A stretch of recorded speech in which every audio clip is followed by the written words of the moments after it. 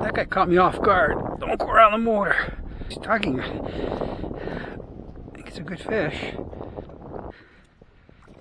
Oh yeah, it's a nice pike. He's a good size, but he's not that big. Okay. Ugh. My goodness. What a fight. Oh yeah, he's a good size. I didn't think he was that big. Good fish.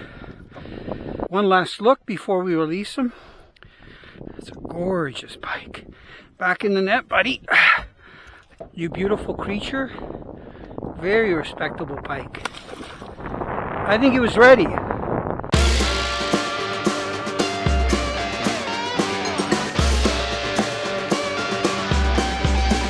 Let's go fishing.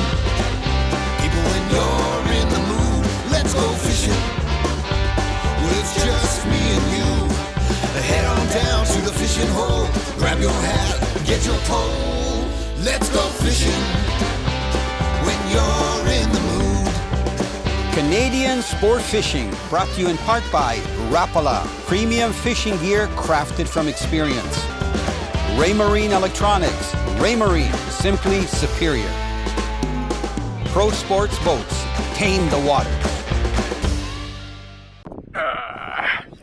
Nice hit. Oh, nice head shakes. Can you tell it's cold out? I'm wearing my gloves. Yeah, what have I got here? It looks like a northern. Yeah. You know, I find that when the water's cold in the spring and when it gets cold in the fall, pike become really active. Gorgeous fish. Come here. You smack that crankbait. Here we go. Good fish. Yay, the crankbait's out of his mouth. Oh, he's down at my feet. Time to take my gloves off. He's no monster. But you know what? When you're fishing in cold weather like this, look at it. That's a gorgeous pike. Beautiful. Okay, buddy. You get to swim another day. Just casting crankbaits with the Backwoods Rainshadow. This is the LS glass, and it's 7'2", and it is perfect for casting crankbaits. It's a little breezy, no boats on the water, and I'm out here still casting away.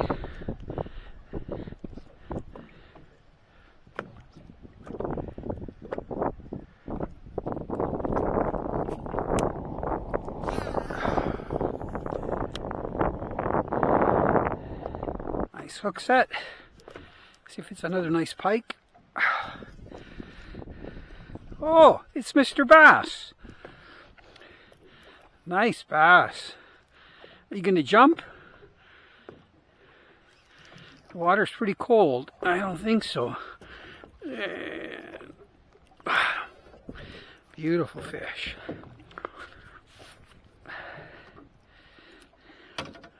Nice bass. That's a really late fall bass. Hitting crankbaits.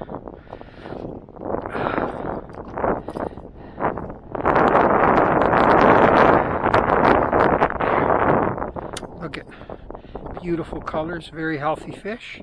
Bye, Mr. Largemouth. The weather's starting to move in. It looks like we're getting some rain, and some major rain a little bit later on. So I'm not going to be out here too much longer. I've had a lot of fun getting those pike.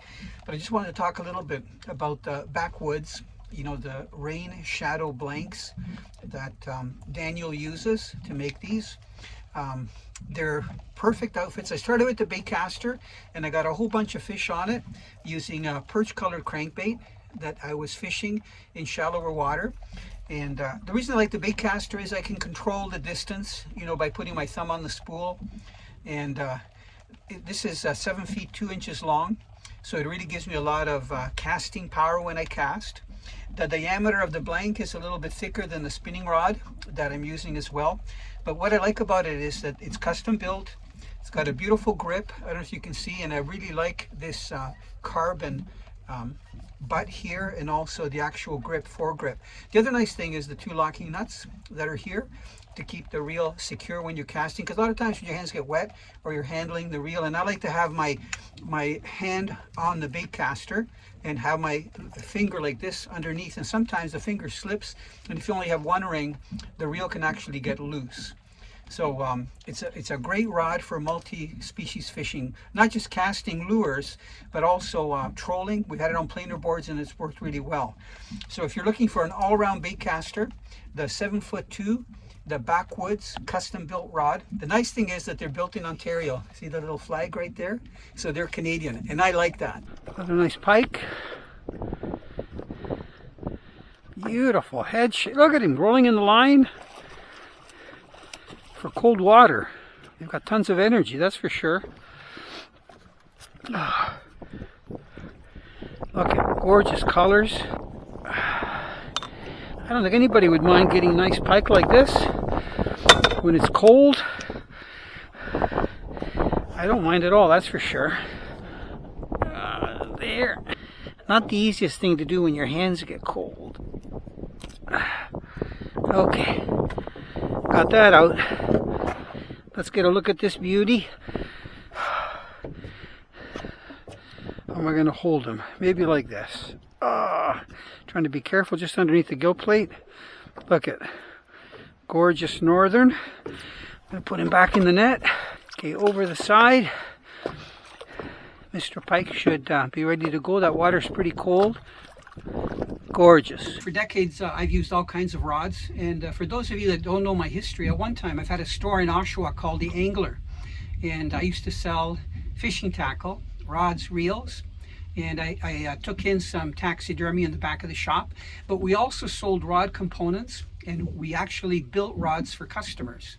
So I've got a very good idea of what it goes into building a high quality rod. The first thing is you got to use high quality materials. So one thing I like about the Backwoods rods, and this is the Baitcaster, it's the RS Rainshadow blank, 7'2" inch. You can see, look at the grip. This is called a carbon grip, and it's a little bumpy but not uncomfortable. And what I like about it is that if your hands are wet, and I've been handling, you know, pike and bass this morning, when your hands are wet, it's non-slip. I have a feeling that even if you get slime on you, it's non-slip, very lightweight. What I really like about the reel seat is that it's got the actual locking ring. So it's got one at the front that locks the reel seat into place, and then a second one to make sure that it doesn't come undone. This one has one trigger. I know that Daniel makes them with one or more triggers if you want, especially if you're going to be doing a lot of casting with larger baits like a musky rod or so on. And then you get down to the guides. So, you know, sometimes I tell people, I had a friend of mine say, well, you know, how much are the rods? And I said, I think anywhere from about $350 to about $500. They said, well, why are they that expensive? I go, well, when you get a blank, a good quality blank, it's going to be like $100 to $150 or more, depending how long it is. A steelhead blank, like for drift fishing, is going to be even a lot more than that. Then the guides sometimes are worth more than the blank. So when you add those two components together, and then you add the time that it takes to pay attention to detail and to wrap the guides, like look, I don't know if you can see the finish on this particular blank. It's perfect. There's no globs. The finish is done just right. The other thing that's important is the parabolic curvature of the rod. So, you know, one of the things that I did when I was testing it with Daniel, we were looking at the spinning outfits that he had designed, and also the Baitcasters, and to see what the curvature was like. What you don't want is a flat spot in the rod. Sometimes if the guides aren't enough, or if they're not spaced properly, you'll actually get a curvature, then a flat spot and a curvature. And that weakens the blank if you get a big fish, or if you're snagged on the bottom and your drag is tight. And also, it can actually blow up the rod. You know, because it's a spot where there's pressure points. So what I've noticed is that the rods that I've been using have like perfect parabolic curvature.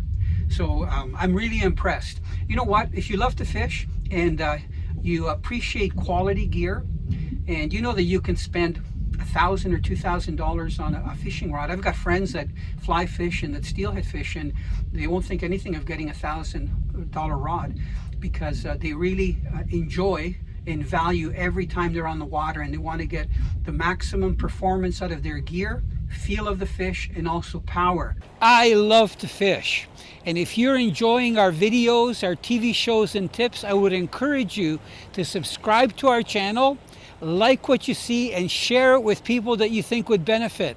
Plus, you'll also get updates if you subscribe, so that you see every time I list a new video.